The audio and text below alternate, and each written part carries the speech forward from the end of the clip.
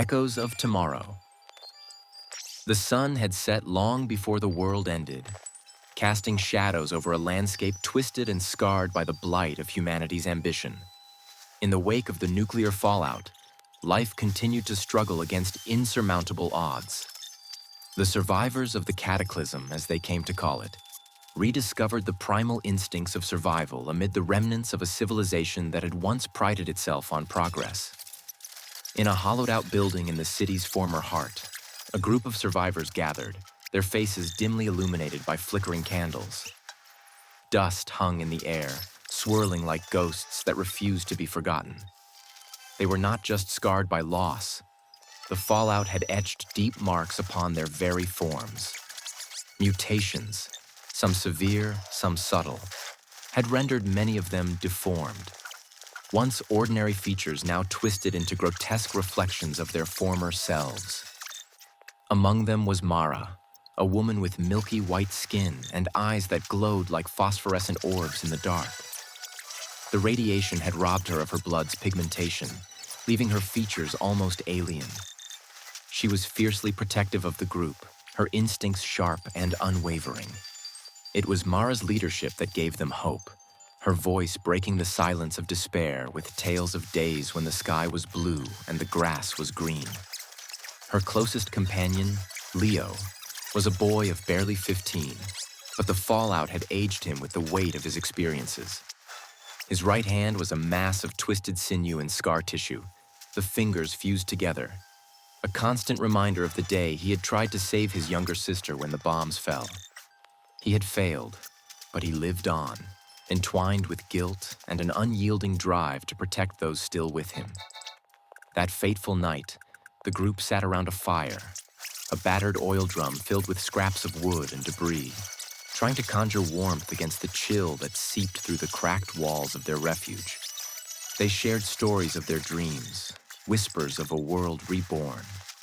Outside, the wind howled, carrying with it the specter-like whispers of the lost. "Tell us about the lake," Liyue urged, his voice hoarse but intent. For every member of the group, the lake had become a symbol of hope. It was said to shimmer like silver, a remnant of beauty in a world turned to ash. Mara had spoken of it often, describing its waters as they'd been, clear and vibrant. "I'll take you there," she replied consideringly. "But it's 2 days' journey through the ruins. We'll need supplies, and we'll have to move quietly. The raiders are becoming more aggressive." The raiders were a band of scavengers, twisted by the chaos of the fallout, taking what was left of community and hope.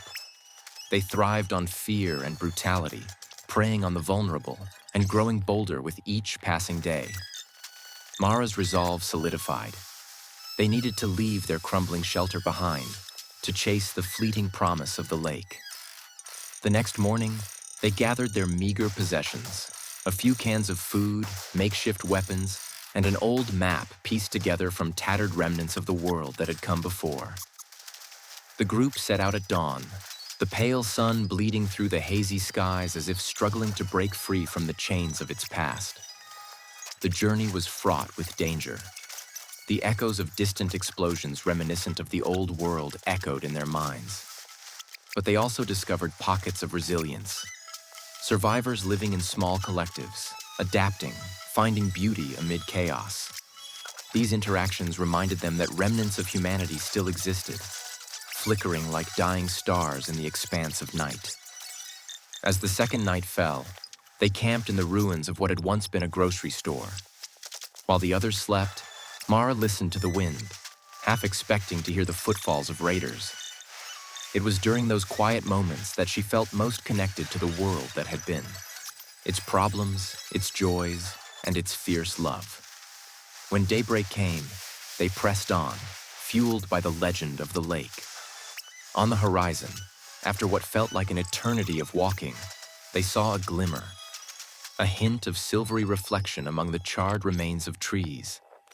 Then the ground began to undulate beneath their feet, an unsettling reminder of the earthquakes that had ravaged the land post-cataclysm. Suddenly, from the murky shadows emerged figures. tall, grotesque shapes that prowled with unnatural grace. The Raiders. The group froze, hearts pounding as they recognized the danger. But just as the Raiders lunged, Mara stepped forward, her luminescent eyes blazing with fierce determination.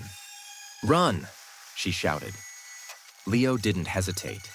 He grabbed the hand of a younger girl named Lila, pulling her into a sprint as the others followed, the chaos erupting behind them like a storm.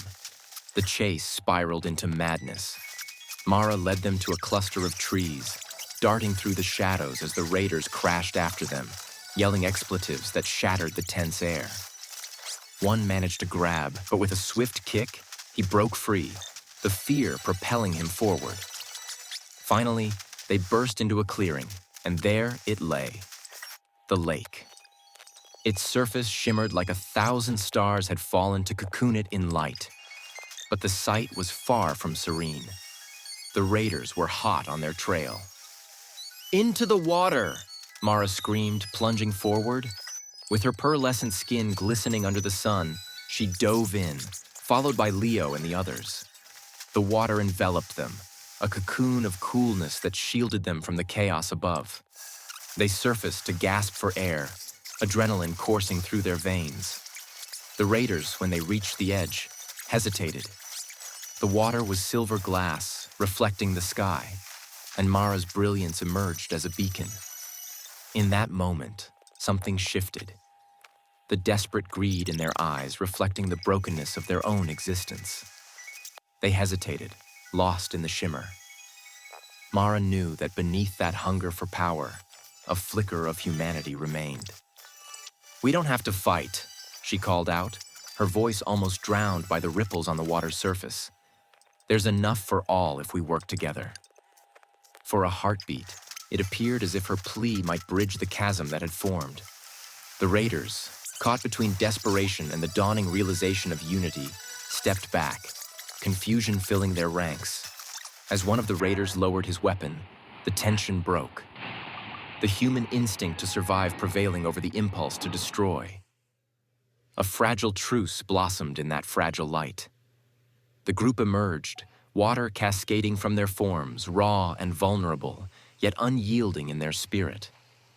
And as the sun dipped beneath the horizon, painting the sky in hues of orange and purple, they stood together by the lake. Mutated bodies intertwined with hope, survivors of a broken world woven into an uncharted future. In that moment, with flickering flames reflecting from the water, they became the echoes of tomorrow. Mutation and survival entwined, ready to shape the world anew.